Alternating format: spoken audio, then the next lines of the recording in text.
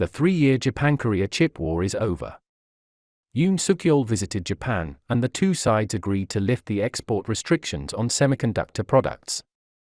During Yoon's visit to Japan, photos of him bowing to the Japanese flag went viral and were seen as a disgrace by many South Koreans. However, in my opinion, Yoon Suk-yeol gave up his dignity, but safeguarded South Korea's national interests.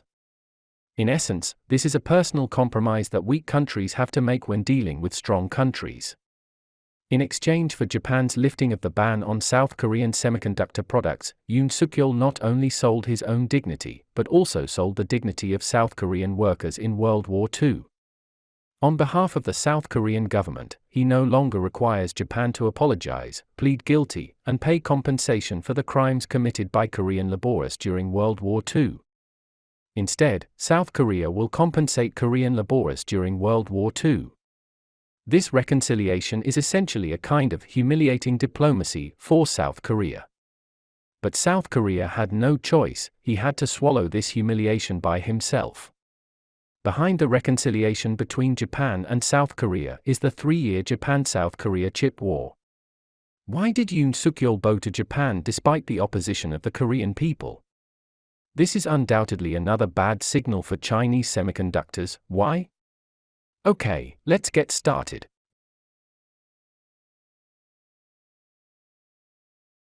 In 2019, Japan took the initiative to launch a trade war against South Korea, which was actually a chip war. Japan banned local companies from exporting photoresist, hydrogen fluoride, and fluorine polyimide to South Korea, choking the throat of the South Korean chip industry, which aroused strong protests from the South Korean people. At the beginning, South Korea was outraged and determined to counter Japan.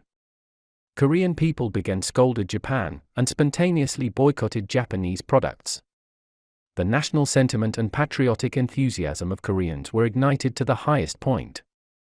All Japanese products in Korean supermarkets have been taken off the shelves, and relations between Japan and South Korea have dropped to a freezing point. Under the turbulent public opinion, the South Korean government is also unwilling to bow to Japan.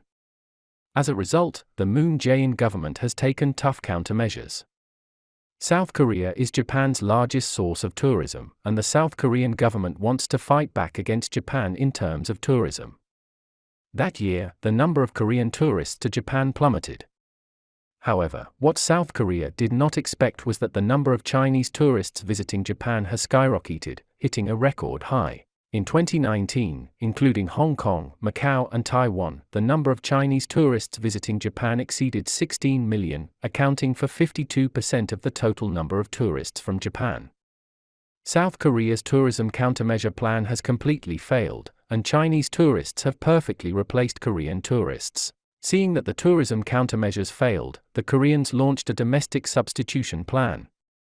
As a result, the South Korean government invested huge subsidies to support local semiconductor raw material companies to engage in technological breakthroughs and strive to get rid of their dependence on Japanese chip materials. The Koreans have worked hard for 3 years, and the result is astonishing.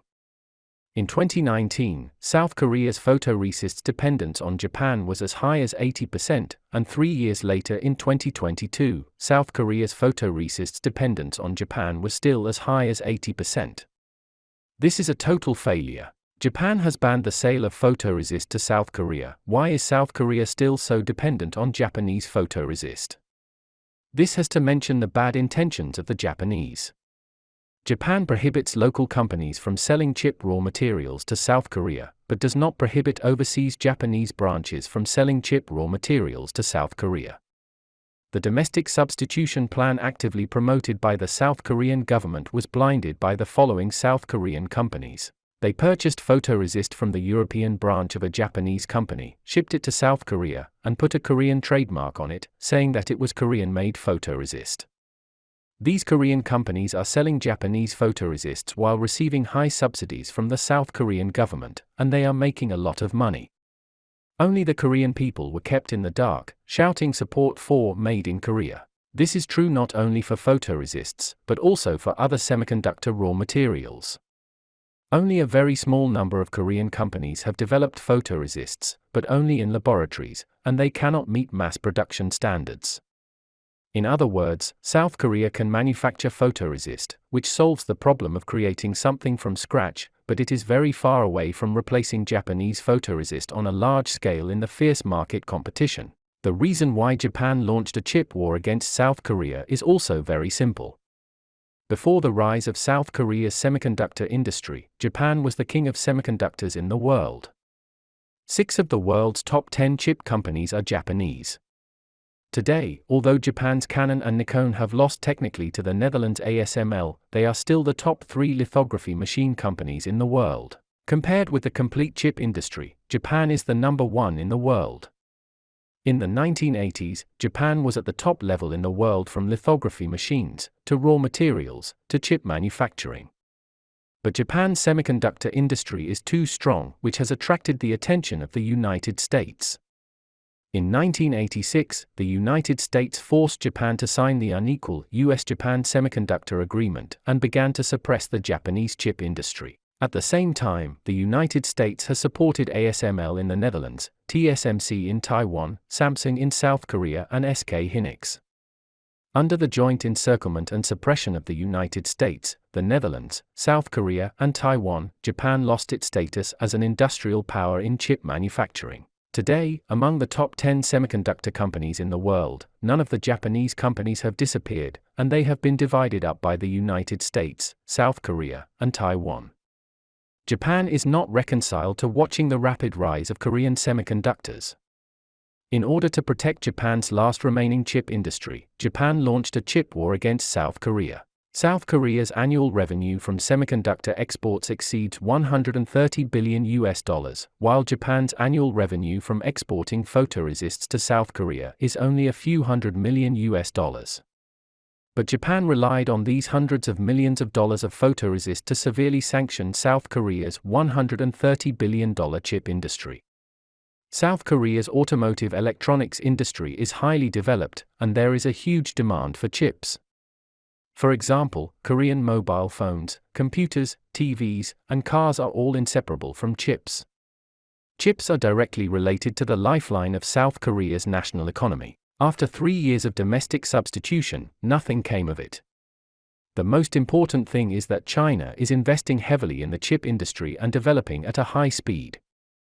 If Japan and South Korea continue to compete with each other, and when the Chinese chip industry catches up, the chip industries of Japan and South Korea will be defeated by China one by one. What can Yoon Suk-yeol do? This diplomacy is humiliating to South Korea, but the reconciliation between Japan and South Korea is in the national interest of South Korea. Although South Korea lost face, it finally resolved the chip war between Japan and South Korea. However, the end of the chip war between Japan and South Korea will have a negative impact on China.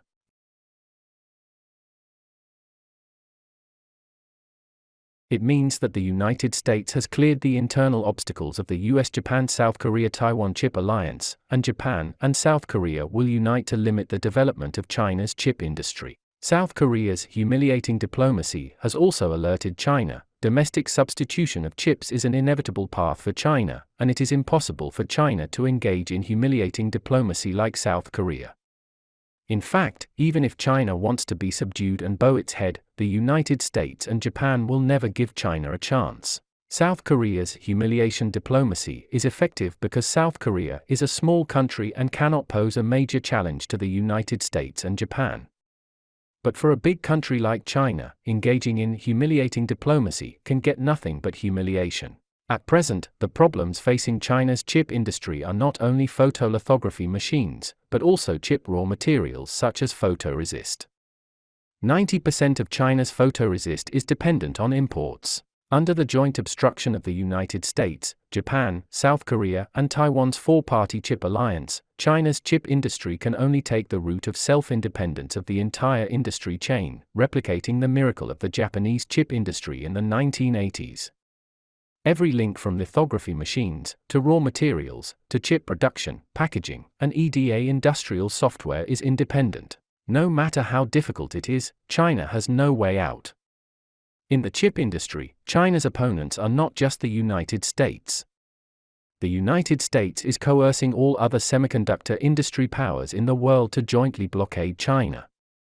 China is forced to single out the entire semiconductor industry chain in the Western world. But the reality is cruel. In many cases, China has to fight 10 of them, and there may even be more opponents. Well, thanks for your watching, and please be free to put your comments below, and share your insightful ideas. I am Tech Teller, the person to tell you the opinions that worth spreading every day. Thank you so much for your continuous support. See you.